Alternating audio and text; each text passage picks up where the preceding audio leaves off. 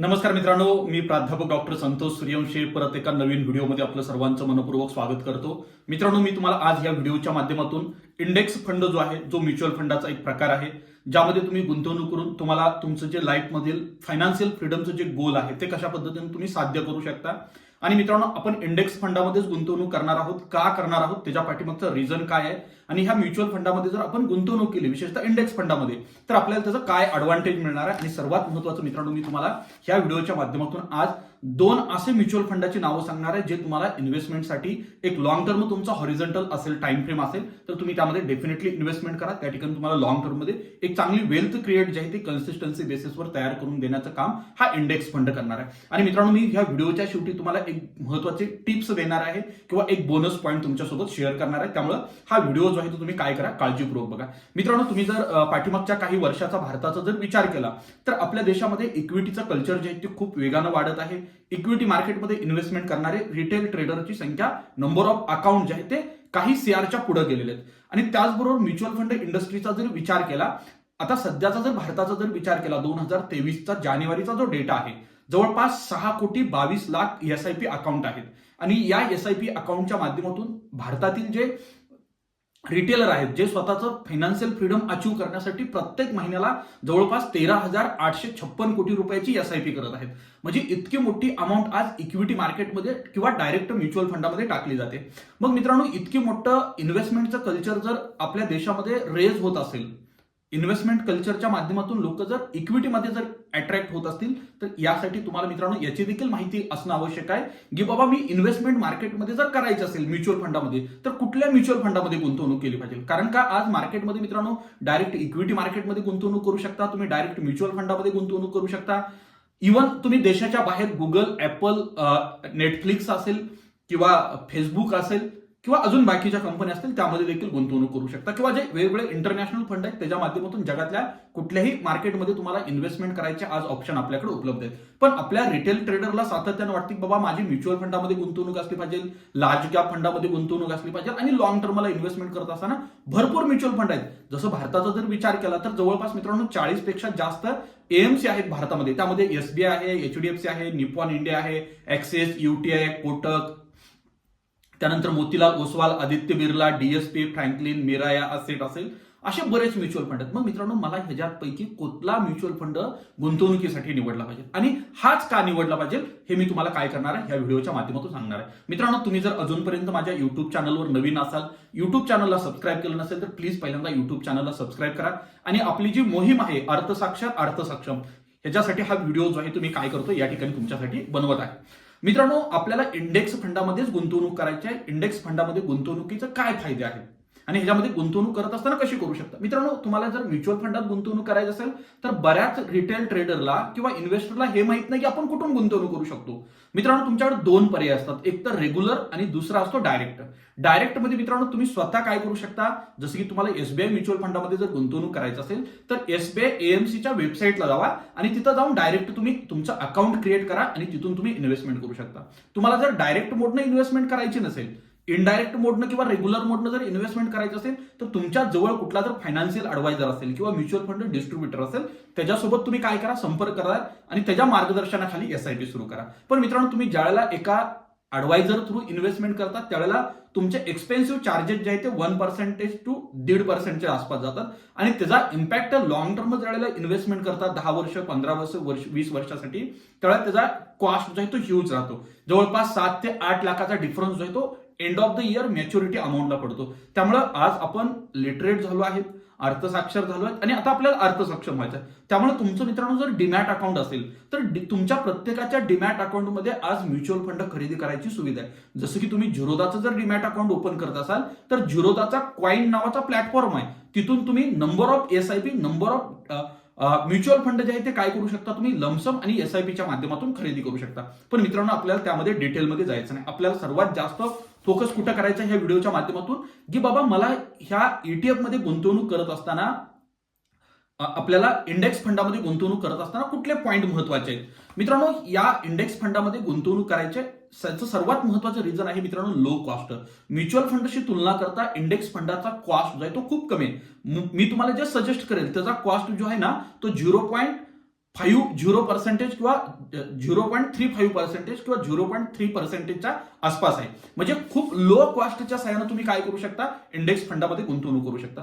मित्रांनो, आपण ज्यावेळेला इन्व्हेस्टमेंट करतो ना, आता मला बरेच लोक स्क्रीनशॉट पाठवतात, मेसेज करतात किंवा कॉल करतात आणि सांगतात की सर आमची एसआयपी सुरू आहे आणि त्यांचे 4, 5, 6 एसआयपी सुरू असतात. जसं की लार्ज कॅपमध्ये 2 असतात, मिड कॅपमध्ये 2 असतात, स्मॉल कॅपमध्ये 2 असतात, हायब्रिडमध्ये एखादी असते.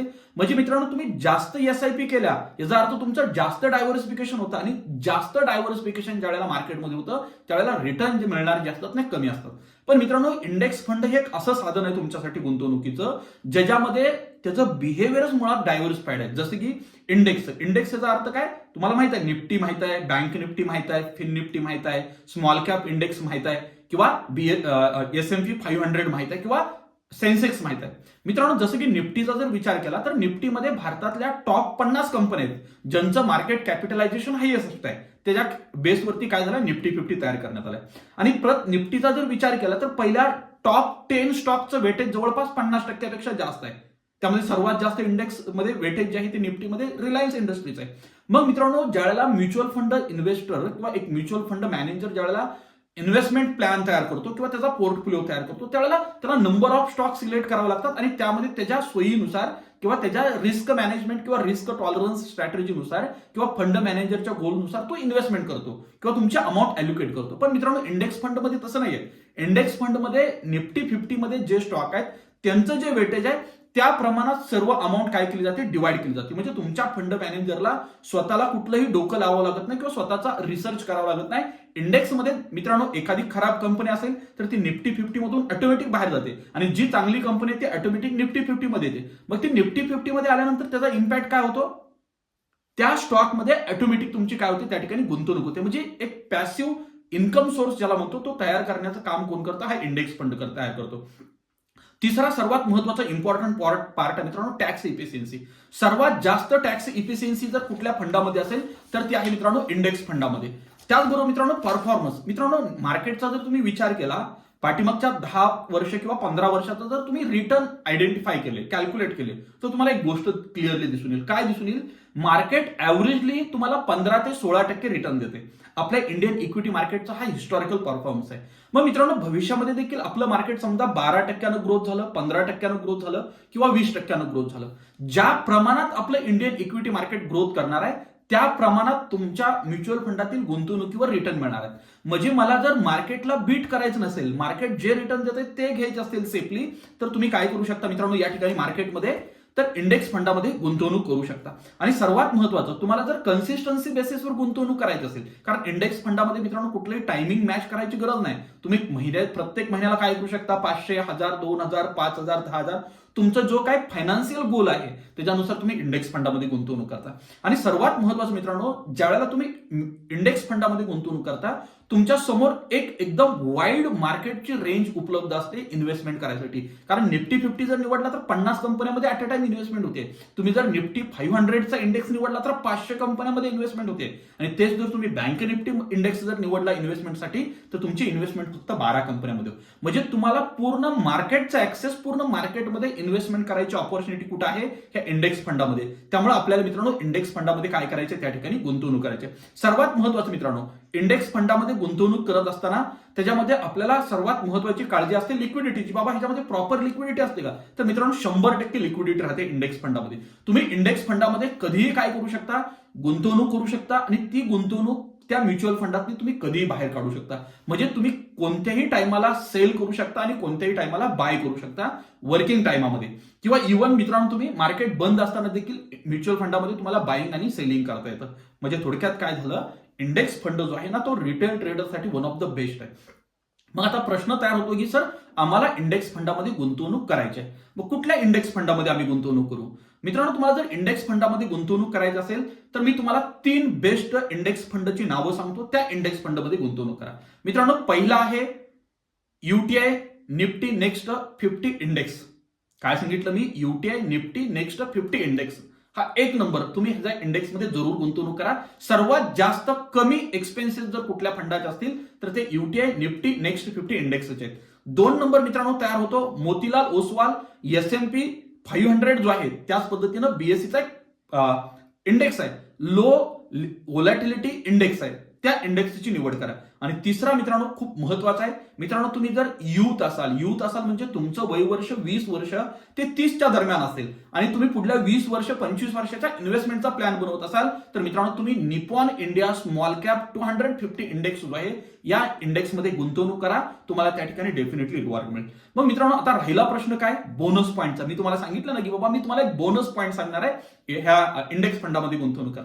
तर तुम्ही काय करू शकता मित्रांनो, तुम्हाला माहित आहे मार्केटमध्ये काय होतं सातत्यानं, मार्केट कधी 8-10% वर जातं, परत 8-10% मार्केट करेक्ट होतं. आता जसं की तुम्ही बघितलं असेल पाठीमागच्या 15-20 दिवसामध्ये मार्केटमध्ये बऱ्यापैकी करेक्शन आलं. जसं की कोविडमध्ये करेक्शन झालं, रशिया युक्रेन वॉरच्या वेळेला मार्केटमध्ये करेक्शन झालं, त्यानंतर मित्रांनो रेट हाईक झाले त्यावेळेला मार्केटमध्ये प्रचंड करेक्शन झालं. म्हणजे मार्केट एक हाय तयार केल्यानंतर 7-8% मार्केट करेक्ट होतं. मित्रांनो ज्या वेळेला मी मार्केटला वॉच करत असताना इंडेक्स फंडामध्ये गुंतवणूक ज्या वेळेला असेल त्यावेळेला मला एक काळजी घ्यायची आहे. काळजी घेण्यापेक्षा मला 5 ते 10% जास्तीचे रिटर्न मिळवायचे मार्केटपेक्षा. ते कसं मिळवू शकता तुम्ही, तर मित्रांनो ज्या वेळेला मार्केट 5 ते 6% हाय पासून करेक्ट होईल त्यावेळेला तुम्ही प्रत्येक वेळेला 10,000ची एक्स्ट्रा इन्व्हेस्टमेंट करा. तुमची 2,000ची एसआयपी सुरू असेल, 3,000ची, 5,000ची जे काही एसआयपी असेल त्याच्यामध्ये जेवढी शक्य असेल तेवढी अमाऊंट तुम्ही काय करा, मार्केट हाय पासून 5 ते 6% करेक्ट झालं तर त्यामध्ये अमाऊंट टाका. मित्रांनो मार्केट 8-10% पडणार आहे, परत 8-10% वाढणार आहे, परत 5-6% पडणार आहे, परत 3-4% वाढणार आहे. हा मार्केटचा कंटिन्यू ट्रेंड सुरू असतो. म्हणजे मी प्रत्येक डीपमध्ये जर ह्या इंडेक्स फंडामध्ये गुंतवणूक केली तर मित्रांनो मार्केटमध्ये असणारे जे इंडेक्स फंड तुम्हाला 12-15%, 14% रिटर्न देतात. त्यापेक्षा तुम्ही जास्तीचे रिटर्न मित्रांनो 8 ते 10% काय करू शकता, घेऊ शकता. कसे घेऊ शकता, कारण का तुम्ही ऍव्हरेज केलेला आहे. त्याच्यामध्ये कधी ऍव्हरेज केलंय, मार्केटमध्ये ज्या वेळेला करेक्शन येईल, म्हणजे मी कमी प्राइसमध्ये जास्त एनएव्ही जे आहे ते काय करतोय त्या ठिकाणी बाय करतोय. मित्रांनो तुम्हाला जर हा व्हिडिओ आवडला असेल तर नक्की लाईक करा, शेअर करा, सबस्क्राईब करा. धन्यवाद, थँक्यू.